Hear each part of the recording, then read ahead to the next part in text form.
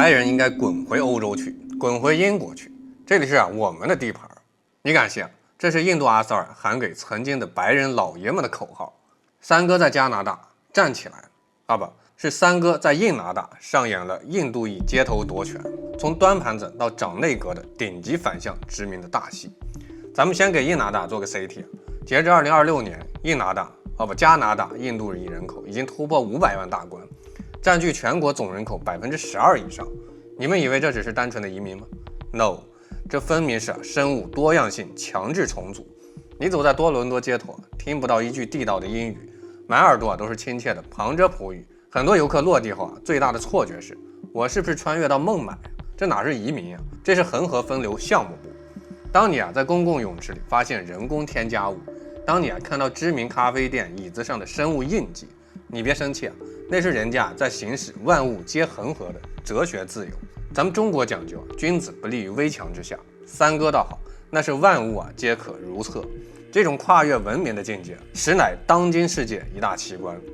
遥望500年前，欧洲白人驾着坚船利炮踏遍全球，殖民四方，把亚非拉美踩在脚下，自诩文明主宰世界正统。那时候的西方高高在上，他们绝对想不到历史最大的讽刺会在21世纪上演。曾经被殖民、被掠夺、被轻视的南亚族群，如今不靠战争，不靠枪炮，不靠流血牺牲，只用1代人的时间完成了人类文明史上最丝滑、最彻底的反向殖民。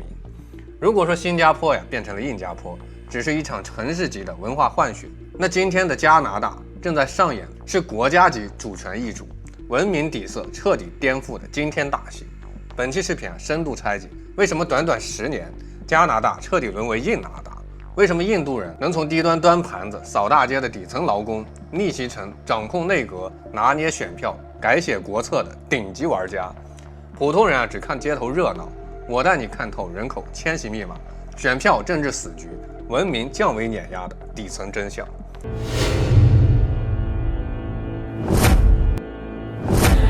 我是白放大招，欢迎来到老友记。最近全网刷屏一段视频，看完让人脊背发凉，哭笑不得。加拿大多伦多街头，一群印度裔青年高举标语，振臂高呼，气场拉满，态度强硬，当众呐喊：白人滚回欧洲，这里是我们的地盘。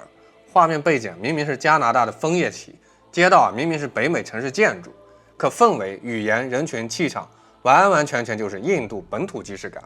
最魔幻、最讽刺的地方在哪？面对这种赤裸裸的夺权宣言、驱逐本土族群的言论，自诩自由、平等、人权、包容的加拿大政府不敢管、不敢进、不敢怼、不敢发声。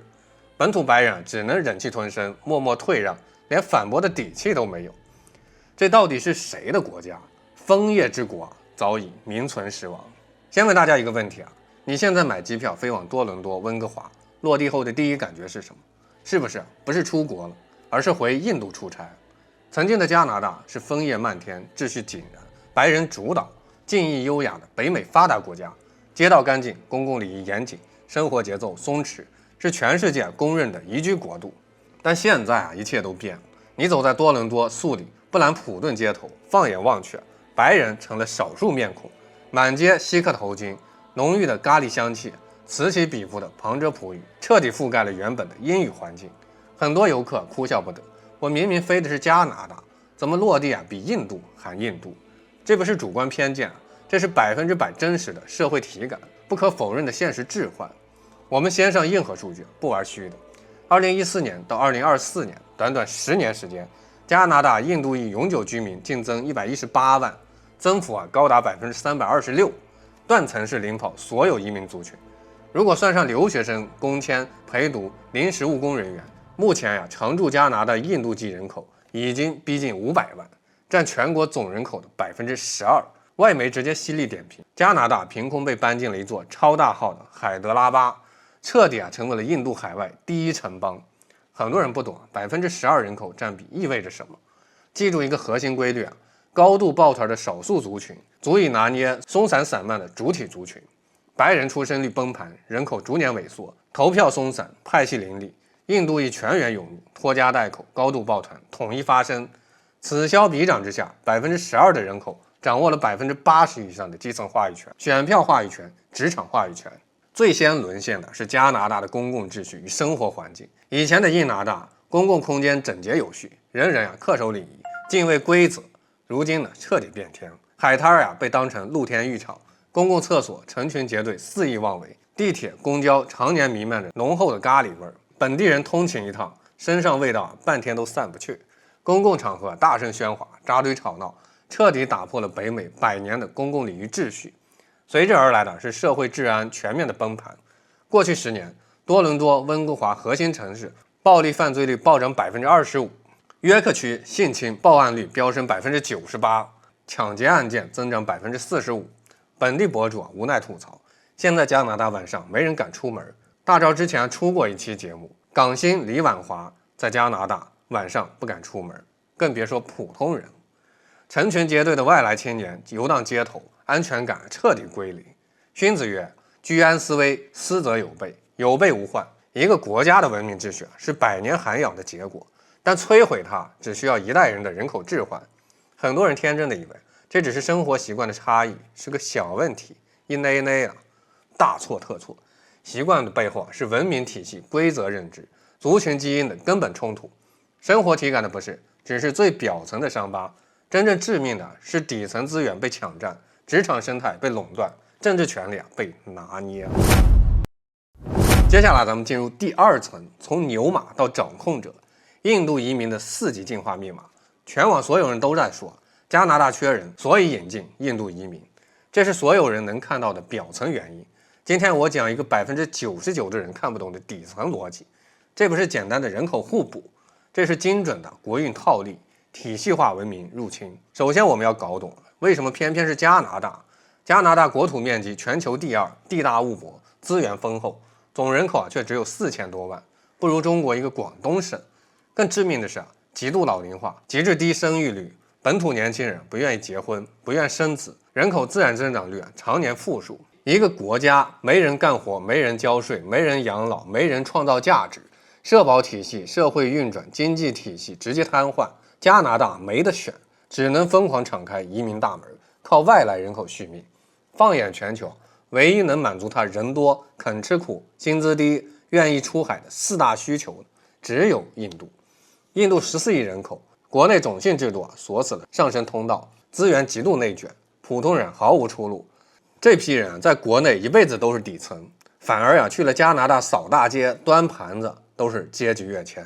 一边是求生无门，拼命外逃，一边是濒死续命，疯狂招人，两者一拍即合。但真正恐怖的从来不是人口涌入，而是印度移民独有的4级逆袭打法，堪称移民界的降维打击。第1级，薪资碾压，抢占底层岗位，本地人月薪6000，印度求职者2000就干，无条件加班，无条件吃苦，无条件服从。人家资本当然是认利的，不会认你是本地人还是外地人。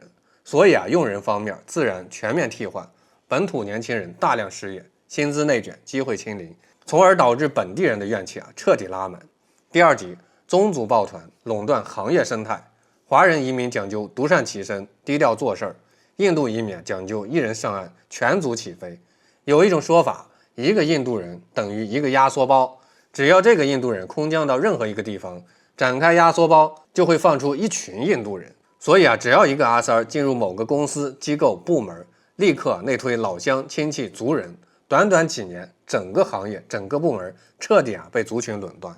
现在加拿大职场流行一句扎心的实话：找工作不靠能力，靠会不会说旁遮普语。第3级，家庭团聚，链式移民裂变。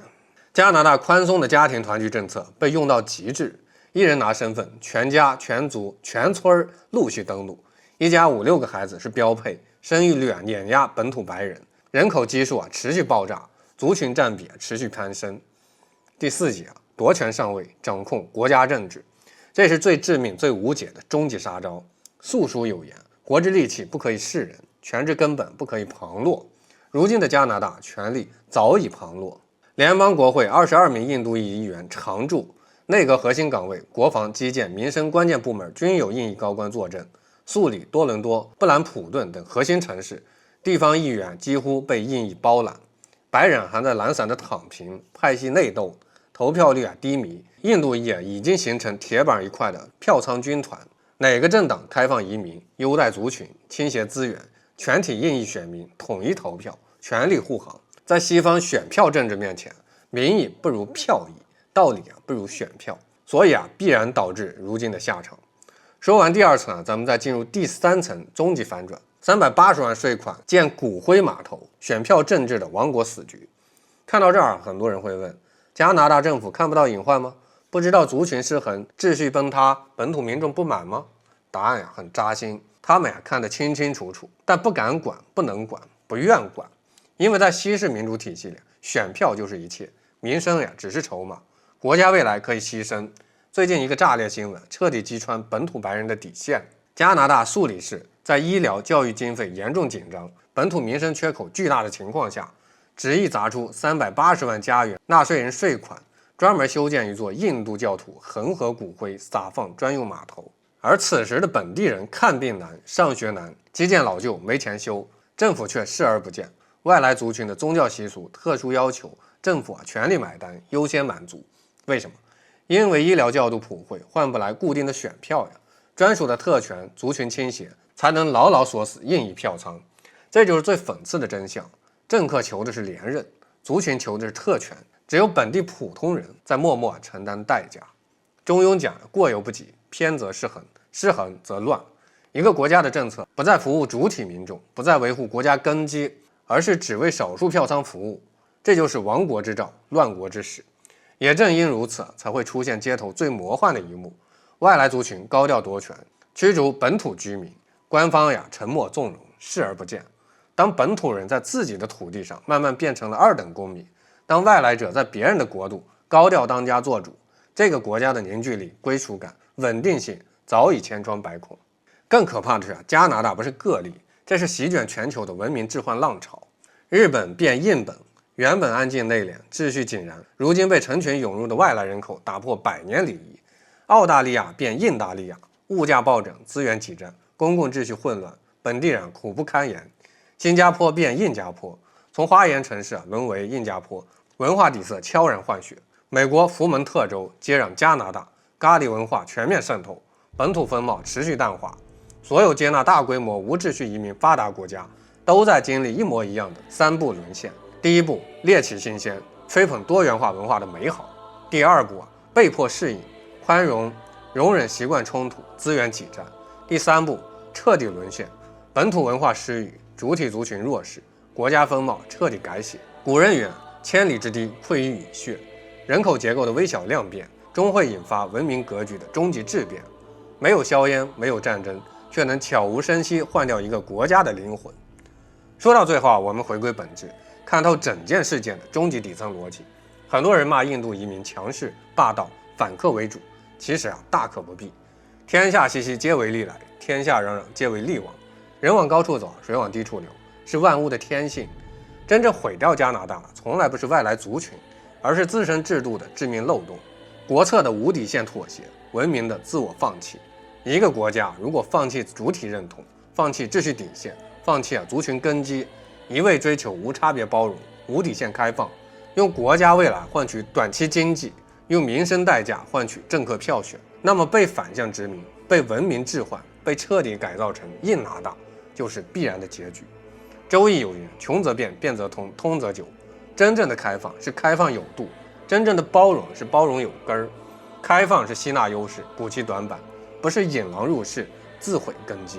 包容是求同存异，和谐共生，不是本末倒置，主次颠倒。今天的加拿大，枫叶旗依旧飘扬，但枫叶精神、白人文明、北美秩序、本土认同早已名存实亡。未来的它只会一步步彻底变成全球最大的咖喱分部。100年之后世人再看加拿大，只会感慨500年西风压倒东风，终究抵不过一场无声无息的人口迁徙、文明轮回。我是不爱放大招的大招，点赞关注，下期再见。